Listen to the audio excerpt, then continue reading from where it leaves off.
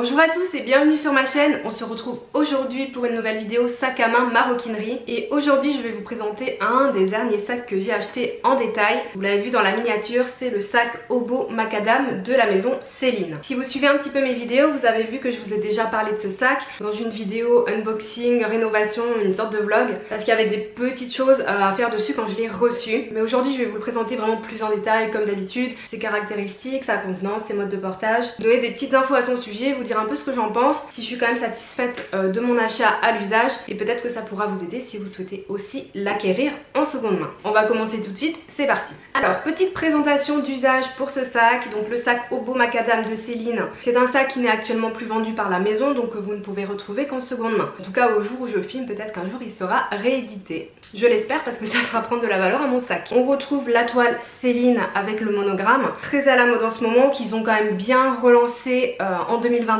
On trouve notamment le sac Ava, qui est un sac plutôt 2001 mais qui ressemble un petit peu je trouve à celui-là avec cette toile claire, bien que ce monogramme là soit un petit peu plus petit. Le portage comme ça, épaule, un peu façon des sacs baguettes si je puis dire, c'est aussi très à la mode. Et la forme sac Obo comme ça, comme je vous dis les sacs Obo ou 2001 c'est très tendance. Donc je pense que c'est pas un mauvais achat. C'est un sac qui a été décliné en plusieurs couleurs, donc en blanc, beige et marron comme celui-ci, mais également en toile marron avec un cuir plus clair. J'ai vu plusieurs annonces passer sur les sites de seconde main avec cette toile là aussi. Je pense même qu'on la trouvera plus facilement que la blanche. Donc pour le mien c'est un sac de 1987, un petit peu vintage, que j'ai acheté sur Vinted au prix de 110 €. Il était à 150, je l'ai négocié à 110. Il est quand même en bon état, donc j'étais assez contente, même si j'ai fait un petit peu de nettoyage et j'ai redonné un coup de neuf au cuir, c'est quand même pas trop mal. Je vais vous laisser tout de suite avec les caractéristiques du sac, la contenance et les modes de portage. On se retrouve après. Donc voici comment se présente mon petit sac Obo Macadam de Céline. Je vais vous afficher comme d'habitude les dimensions à l'écran. Ici donc on a toute la partie qui est en toile enduite, et au niveau de la anse et des côtés on a du cuir marron foncé. La bijouterie est dorée et estampillée Céline sur les rivets comme souvent dans les marques de luxe, et ainsi que sur la fermeture éclair. Alors l'intérieur est en tissu beige, vous allez pas très bien voir. J'ai essayé de le nettoyer comme j'ai pu, vous l'avez vu peut-être dans ma vidéo rénovation. Nous avons une grande poche plaquée avec une fermeture éclair, et ensuite à ce niveau là deux autres poches dont une poche téléphone. On va maintenant regarder ensemble la contenance. C'est vraiment un sac qui va être de taille on va dire moyenne, un compromis entre les petits sacs et les grands. On peut quand même mettre pas mal de choses dedans. Donc par exemple une bouteille d'eau, c'est celle-ci mais j'ai aussi ma gourde. On peut mettre une pochette comme celle-ci, ou même un peu plus grande, ou un gros portefeuille. Un gel comme ça hydroalcoolique. Une paire de lunettes de soleil avec l'étui.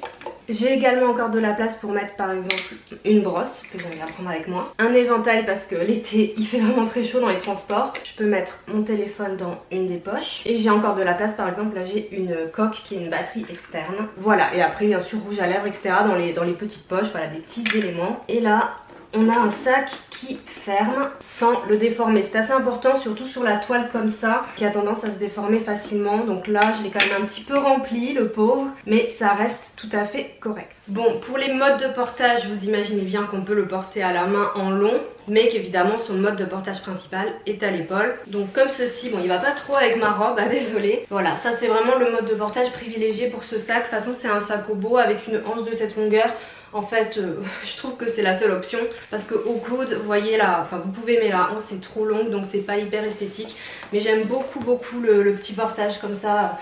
Épaule. Vous voyez, je l'ai peut-être même un peu trop rempli parce qu'il plisse. Mais franchement, avec une tenue plus adaptée, avec moins de motifs peut-être, je trouve ça très sympa pour l'été. Maintenant que vous avez une idée plus précise des caractéristiques de ce sac-là, je vais vous en dire un peu plus. Au niveau de sa contenance et de sa praticité, alors faut savoir que moi, sur les dires de l'acheteuse, j'ai acheté un sac qui faisait 30 cm. C'est pas vraiment vrai, il est plus proche des 25 que des 30, du coup il est quand même un peu plus petit que ce que j'imaginais. Donc l'usage que j'en fais est pas tout à fait celui que j'avais prévu. Finalement je suis quand même contente parce que cette taille, ce genre de taille, les sacs en 25 cm voire en 30, c'est vraiment des sacs moyens en fait, donc alternative entre les mini sacs et les grands cabas, ce qui en fait autant un sac on va dire de jour que de soirée, alors plutôt l'été hein, vu sa couleur, et qui fait qu'on peut aussi emporter pas mal de choses avec soi. Vous avez vu j'ai pu mettre pas mal de choses dedans aussi, donc j'arrive quand même à emporter largement quand même hein, tous mes essentiels pour la journée. Après si je veux le prendre au travail, je suis quand même obligée de prendre un tote bag à côté si j'emmène mon déjeuner du midi, et ce qui est le cas parce que je fais mon déjeuner tous les jours, parce que je préfère cuisiner moi-même ou manger des plats picards, j'avoue. Par contre, comme je vous le montrais dans la démo, le truc c'est que les sacs comme ça en toile, si on les blinde trop, la toile peut se déformer quand on ferme le sac. Donc il faut pas non plus trop mettre de choses, je dis ça mais j'ai un peu tendance à le faire, pour éviter de trop déformer ce type de sac ou les abîmer. Si vous avez plutôt l'habitude d'une contenance cabas, peut-être qu'il sera un peu petit, ou alors qu'il vous faudra faire des concessions dans ce que vous voulez prendre avec vous. Par contre, si vous êtes plutôt habitué aux petits sacs et que vous cherchez quelque chose une contenance plus grande et moyenne, ça sera très bien, vous serez très confort avec ce sac là. Au niveau du poids, alors ça c'est quelque chose qui est très important pour moi, le poids des sacs. C'est assez correct étant donné que c'est quand même un sac en toile enduite. Je trouve que la toile est très proche de celle de mes sacs Vuitton, mais qu'elle est un petit peu plus lourde et peut-être un peu plus résistante. Alors ça c'est souvent les sacs vintage. Il est un peu plus lourd que mes deux Speedy, que le 25 et même que le 30, mais il reste très correct même si on met pas mal de choses dedans. C'est surtout dû au fait que cette anse est très bien. C'est une anse en cuir souple et plate, ce qui fait qu'elle tient bien en place sur l'épaule, elle ne glisse pas et elle permet de bien équilibrer parce qu'elle n'est pas non plus, elle n'est pas épaisse mais elle n'est pas non plus très fine, donc ça permet de bien équilibrer le poids du sac sur l'épaule lorsque vous le portez. Donc il est confortable même si je mets quand même pas mal de trucs dedans et même si je le porte toute une journée. Donc ça c'est bon à savoir et c'est ce qui fait aussi que honnêtement je l'ai quand même beaucoup porté depuis que je l'ai. C'est un sac que j'avais acheté pour l'été, il remplit bien son job parce que franchement je le porte très souvent, en tout cas depuis que je l'ai acheté, en tout cas pour cet été. Peut-être que cet automne avec un manteau camel ça pourrait être aussi sympa en début d'automne, peut-être pas en hiver. Avantage également, la toile enduite très résistante, les parties en cuir comme ça ne vont pas se tacher non plus avec la pluie, donc en fait c'est un sac que je peux porter qu'il pleut, qu'il vente ou qu'il neige, contrairement à mes sacs Louis Vuitton qui ont les parties en cuir naturel et qui sont beaucoup plus fragiles. Donc ça c'est vraiment un super bon point et c'est quelque chose que j'ai bien apprécié avec ce sac. Également j'ai quand même tendance à le prendre un peu pour toute occasion, c'est un sac dont je vais prendre on va dire moins soin que mes Louis Vuitton, et ça c'est aussi dû au fait que c'est un sac vintage. Et je trouve que quand on achète un sac comme ça vintage ou de seconde main, c'est pas qu'on en prend moins soin, c'est peut-être qu'on a juste moins peur de l'abîmer, donc au final on le porte plus et on le rentabilise plus. Et ça c'est également un avantage de façon pour les sacs en seconde main en général. Dites-moi ce que vous pensez de ça, en tout cas moi ça me le fait vraiment. J'ai tendance vraiment à plus trimballer mes sacs que j'ai payé moins cher aussi déjà, mais qui sont déjà de seconde main plutôt que les neufs où je fais beaucoup plus attention, c'est vraiment psychologique. Également le fait qu'il y ait une fermeture éclair c'est très bien, ça permet de sécuriser ses affaires et je trouve que le portage épaule vraiment proche du corps dans les transports en commun c'est aussi rassurant, plus le fait qu'il se ferme. Donc c'est aussi pour ça que je l'utilise pas mal, hein. Vraiment l'usage au quotidien a été bien rentabilisé pour moi, donc plutôt contente, hein. Surtout pour le prix. Bien évidemment j'ai été séduite par le côté monogramme parce que c'est vraiment ce que je cherchais. Je voulais un sac blanc, beige, clair mais avec un monogramme parce que honnêtement les sacs comme ça blanc ou beige tout simple j'aime pas trop, c'est un peu la tendance années 2000 mais sur moi j'ai vraiment du mal et le fait qu'il y ait un monogramme je trouve que ça change tout. Par contre un peu moins facile à porter avec tout, dès que vous avez des motifs, selon les motifs je peux pas le mettre. Par exemple là j'ai ma robe Vichy que vous avez vu tout à l'heure, bon clairement avec c'est pas l'idéal. Heureusement que je ne mets pas énormément de motifs, n'est-ce pas? Alors où le trouver et à quel prix? Bien sûr comme vous vous en doutez pour l'instant seulement sur les sites de seconde main. Je vous conseille de chercher, alors soit vous pouvez taper le nom du modèle Céline Aubon Macadam, mais vous savez les acheteurs n'ont pas forcément tout le temps la connaissance du nom du modèle, l'acheteuse ne le connaissait pas, j'ai dû faire mes recherches de mon côté et à force de chercher je suis tombée dessus. Donc je vous conseille quand même plutôt de chercher soit Sacobo Céline ou juste sac Céline sur le site d'occasion et de scroller absolument toutes les annonces. En général d'ailleurs c'est vraiment le mieux à faire pour ne rien manquer. Vous pouvez aussi chercher sac toile monogramme Céline, je crois que c'est comme ça que je l'ai trouvé d'ailleurs, ou toile triomphe Céline, ce qu'on appelle ça la toile triomphe, pour essayer d'en trouver. Donc sur Vidressing, Vestiaire Collectif, Vinted et d'autres sites. Vous pouvez aussi chercher sur Google pour trouver des annonces, c'est comme ça que j'ai trouvé d'autres annonces, notamment en foncé pour pouvoir comparer etc.